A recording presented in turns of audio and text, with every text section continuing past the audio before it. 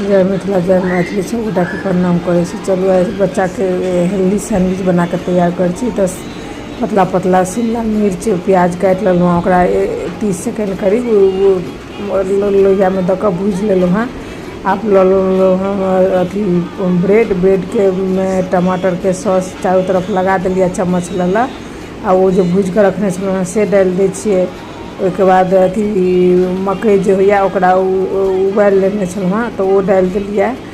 और उसनल आलू के ठंडा कऽ कऽ वो घैस कऽ कद्दूकससँ दऽ दै छियै। और जेना चीज लोक नहीं दै छै घैस कऽ, तहिना चिली फ्लेक्स, काला नमक, ऑर्गेनो डालि देलिए। अहाँके जे हुए सब्जी से डालि सकै छियै पर। और डालिकर सबटा छीट कर ऊपर से ब्रेड में सॉस लगा कर सेहो चिपका दिलिए। चिपका कर अहूँ सब ब्रेड जरूर बना, अथी सैंडविच ब्रेड तरीके के ब्रेड सैंडविच बना के बच्चा सबके खिलाओ, बहुत अच्छा लगे छै।